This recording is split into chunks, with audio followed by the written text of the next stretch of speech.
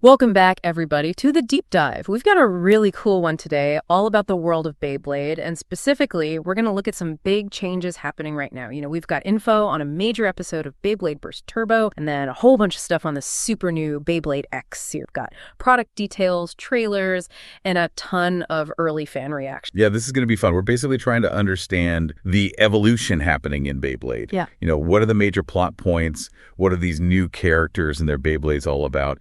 And maybe most importantly, how are the fans feeling about Beyblade X compared to the Burst series? Right. Is it living up to the hype? Okay, so first up, let's jump right into Beyblade Burst Turbo, episode 30. It's called Ager Goes Wild. And let me tell you, it is wild. We see Ager Akabane going head-to-head with the champion Hyde and his Beyblade, Dread Hades. And Ager's not holding back. Right from the start, he's saying he's going to win with his Fear Dread Impulse move. He wants a burst finish. Oh yeah, a burst finish. So for anyone listening who maybe hasn't seen the Burst series, a burst finish is when a Beyblade actually breaks apart during the battle. Talk about raising the stakes. Right. It's the total knockout. And the way the crowd reacts is really interesting. At first, they're totally behind Hyde because he's the champion. But as Ager keeps talking, he's so determined, he starts to win them over. It's that classic underdog story. Yeah. You can't help but root for the person who is challenging the top dog. For sure. And it's not just talk. We actually see Ager focusing all of his energy. He's trying to build his resonance with his Beyblade, the Achilles. And resonance is so important in the Burst series. It's like this connection between the bleeder and their Beyblade that's almost spiritual, right? Yeah, they're really in sync. Exactly. And then Ager goes straight into attack. Ooh, aggressive right out the gate. Yeah. Going for the quick win. Well, Hyde, the champion, he's not fazed at all. He's super calm. He even predicts that he'll get a burst finish and take the first 2 points. Hyde's got that champion's confidence. He's been there before. Yeah, and he's not wrong. Dread Hades actually does get a burst finish. So Hyde takes an early lead. It's 2-0. That's a tough spot for Ager. Yeah, for sure. So the second battle starts, and Ager and Achilles do manage to break through Hyde's defenses for a bit, but then guess what? Don't tell me.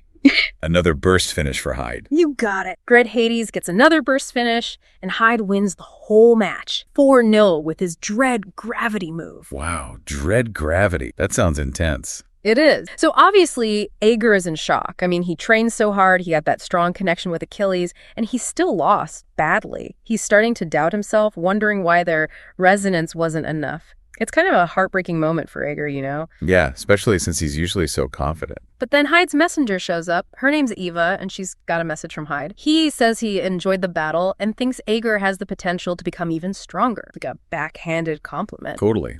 You lost, but you weren't completely terrible. Right. And of course, Ager doesn't take it well. He just dismisses it. And then Eva, she's a real piece of work. She basically says that Hyde is destined to always win. She's like, it's an objective fact. Oh, she's adding fuel to the fire.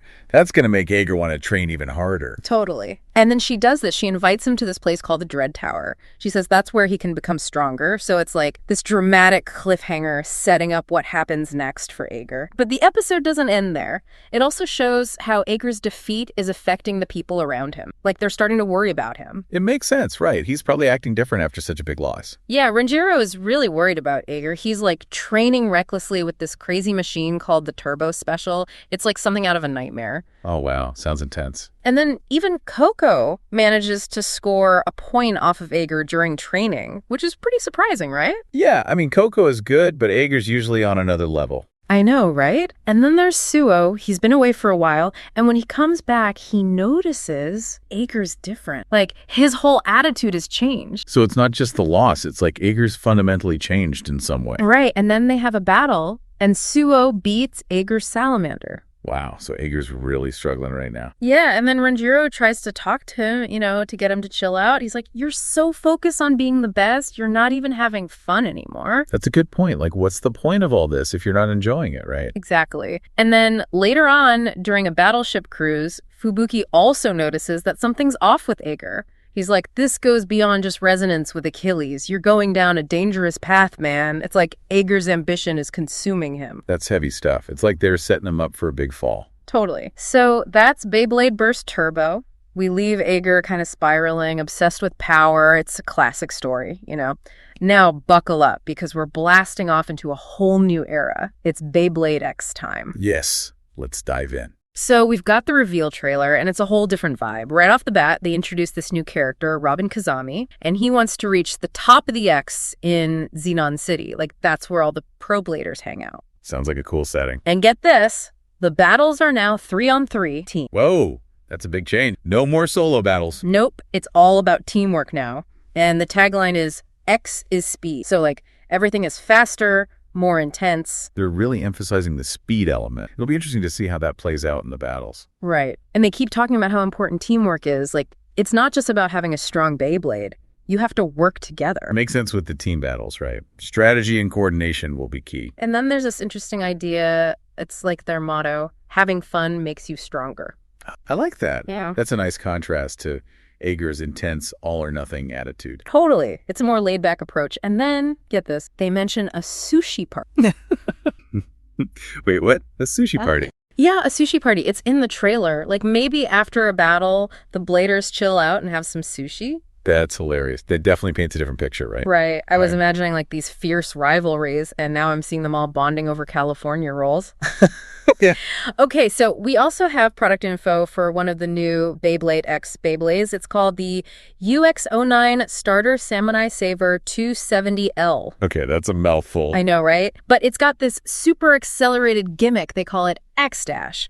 So it's all about speed. I mean, that makes sense. X is speed, right? Yeah, and they made it with more metal around the outside edge. So it's heavier, probably more stable, and it's supposed to hit harder. Ooh, interesting. It almost sounds like they're bringing back some of that weight and impact from the metal saga. Right. And it's got this thing where the blade can open and close. Plus, it's got bits that have 3 different attack speeds. So it's all about being adaptable, switching up your attacks. That's pretty complex. It is. And they designed it to be good for both powerful one-hit attacks and also for battles that last longer. So it's like versatile. Covering all the bases. Yeah. And it comes with this cool launcher that's easier to grip and a longer winder so you can launch it with more power and control. Oh, and one more thing. You need a special Beyblade X stadium to use it. It's sold separately, of course. So they're creating a whole new battling system. Exactly. Okay, so that's the setup for Beyblade X, but the big question is, what are the fans saying about all this? Yeah, let's get into the fan reaction. All right, so we've got some stuff from TikTok, Reddit, and YouTube, and let me tell you, there are some strong opinions out there. Oh, I bet. People are passionate about their Beyblade. Okay, so on TikTok, one user just straight up says Beyblade X is boring. Wow, straight to the point. Right. But then on Reddit, things get really interesting. One user says Beyblade X looks way too much like Zero G and Shogun Steel. It's just a rehash. They feel like it should have been a spin-off for older fans who miss the Metal series, not a whole new generation. They're not feeling the visual originality. Not at all. They even say they feel scammed because they paid all this money, and the battles all look the same as the older series. So it sounds like they're not happy with the designs. Yeah, they want something new and different. They miss the cool, unique designs of Beyblade Burst. But of course, there's always another side to the story. Well, I'm sure there are counter arguments. Oh yeah, tons. Some people are pointing out that even though some Beyblades might look similar to older ones, they actually function differently. Like they have different strengths and weaknesses.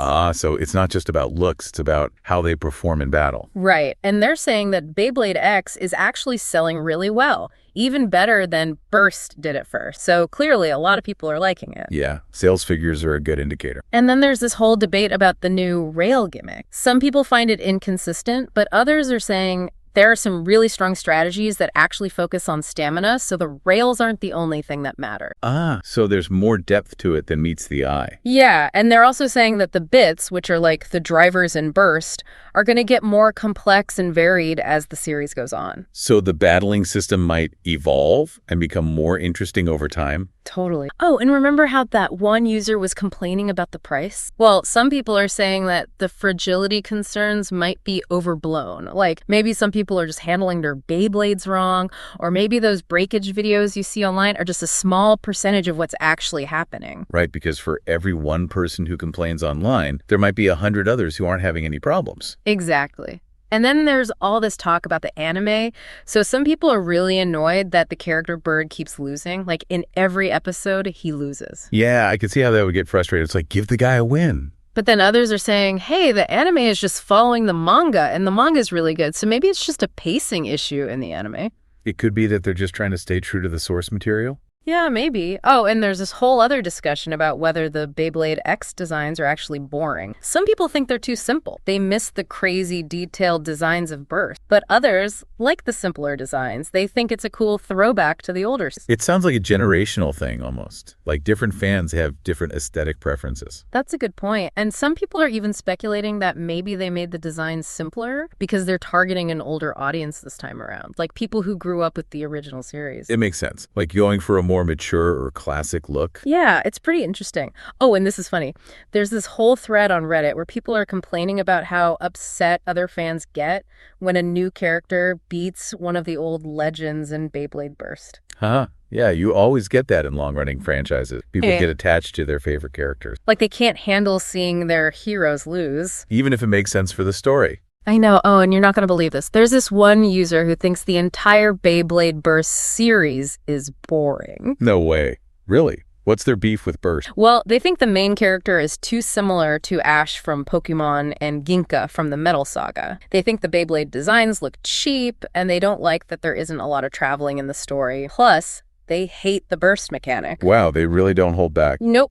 They think the whole thing is too kid-friendly, and they miss the intensity of the Metal Saga. Fascinating how diverse the opinions are. I know, right? So moving on to YouTube, we've got these two channels that have some really interesting commentary on Beyblade X. Cool. What are they saying? One of them, Mirren's X, they put together this compilation of fan comments about what people dislike about Beyblade X. And one of the biggest complaints is that the character Bird, he never wins. Like, he keeps losing in every episode, and people are starting to think it's just silly. Yeah, at some point it stops being believable. Totally. And then there are complaints about the Beyblade avatars not being as cool as they were in Burst or Metal Fight. They're saying the avatars in X look kind of weak. So it's a visual thing again. Yeah, and then, this is a big one, a lot of people are really disappointed with the animation. They're saying it's stiff and it doesn't look as fast as it should, considering that the whole point of X is speed.